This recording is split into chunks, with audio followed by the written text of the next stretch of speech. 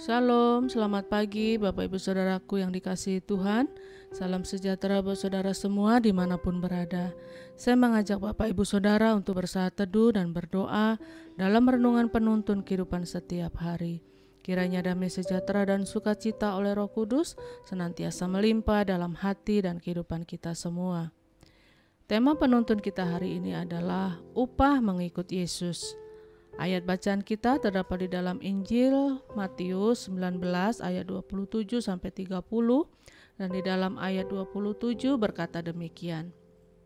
Lalu Petrus menjawab dan berkata kepada Yesus, "Kami ini telah meninggalkan segala sesuatu dan mengikut Engkau.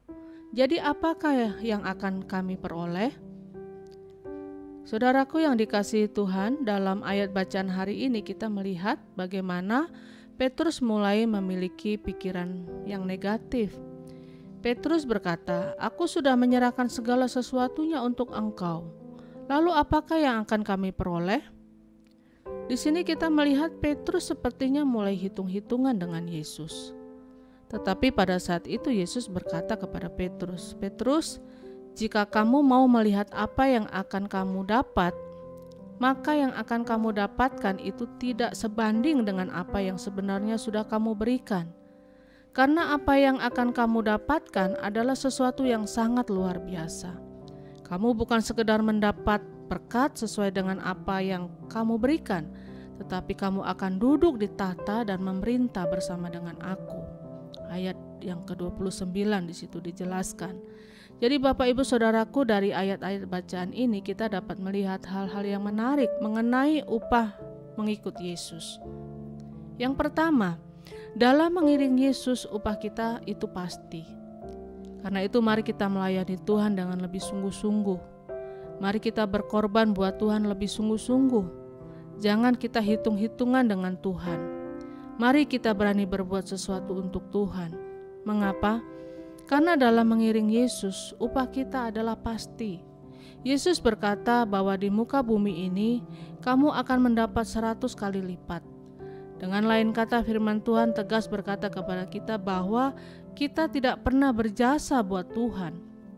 Karena apapun yang kita kerjakan buat Tuhan, Dia selalu akan memberkati dan mengembalikannya dengan berlipat kali ganda.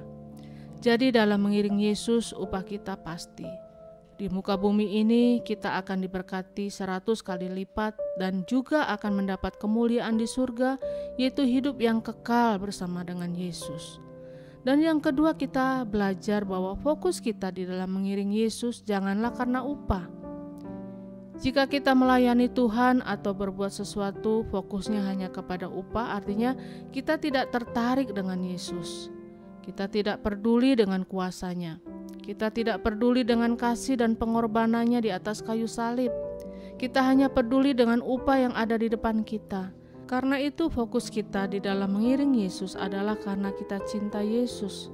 Karena darahnya, karena anugerahnya, karena pengorbanannya, dan waktu kita menyadari semua karya Tuhan yang besar, lalu kita mulai melayani Tuhan dengan kesungguhan dan ketulusan hati, maka disitulah kita akan melihat upah. Kita melihat kuasa dan mujizatnya yang terjadi dalam hidup kita dengan luar biasa. Dan yang ketiga, kita akan menerima upah jika kita berani kehilangan sesuatu. Dijelaskan dalam ayat yang ke-29. Kadangkala kita tidak berani kehilangan gengsi atau kesombongan. Kita tidak berani meninggalkan kebiasaan-kebiasaan buruk kita. Kita tidak mau melepaskan perbuatan-perbuatan dosa yang mengikat hidup kita. Jika kita tidak berani kehilangan sesuatu dan kita tidak berani meninggalkan sesuatu karena Yesus, maka kita tidak akan pernah sungguh-sungguh mengiring Yesus. Karena orang yang siap mengikut Yesus dan orang yang siap melayani Yesus adalah orang yang siap kehilangan sesuatu. Karena itu Bapak Ibu Saudaraku yang dikasihi Tuhan, upah kita di dalam mengiring Yesus itu pasti. Tetapi fokus kita di dalam mengiring Yesus janganlah hanya karena ada upah. Karena kita baru akan menerima upah jika kita berani kehilangan sesuatu. Ingat, tanpa Tuhan kita tidak bisa berbuat apa-apa. Karena itu jadikanlah Tuhan sebagai tujuan yang utama dalam hidup kita. Jika Tuhan menjadi yang utama dalam hidup kita, maka tidak akan pernah kita dikecewakannya. Tidak akan dibiarkannya kita turun, tetapi diangkatnya kita naik, sehingga hidup kekristenan kita akan menjadi hidup yang penuh dengan berkat. Amin. Mari kita berdoa. Terima kasih Tuhan buat firman-Mu pagi hari ini yang kembali menuntun kami untuk kami berjalan, untuk kami mengiring Tuhan, bukan semata-mata karena berkat yang akan kami terima di dunia ini Tuhan, tetapi biarlah kalau kami mau mengiring Yesus, karena kami sungguh-sungguh mengasihi Yesus, karena kami sungguh-sungguh Tuhan mencintai Engkau, karena Engkau sudah berkorban bagi hidup kami, dan karena itu Tuhan mampukan kami untuk kami memberi hidup kami bagi Tuhan, untuk kami berani kehilangan sesuatu yang selama ini menjadi andalan kami, tetapi biarlah Tuhan hidup kami hanya fokus kepada Tuhan, dan hidup kami boleh menyenangkan hati Tuhan. Tuntun kami Tuhan dengan firman-Mu sepanjang hari ini, untuk kami terus berjalan di dalam terang-Mu. Di dalam nama Tuhan Yesus kami berdoa. Haleluya. Amin. Kiranya berkat yang sempurna dari Allah Bapa kita, kasih karunia dari Tuhan Yesus Kristus, dan persekutuan yang indah dengan Roh Kudus menyertai kita semua dari sekarang ini dan sampai selama-lamanya. Lanjut terus dalam tuntunan Tuhan, tetap semangat, sampai jumpa esok hari dalam penuntun kehidupan setiap hari, dan Tuhan Yesus memberkati.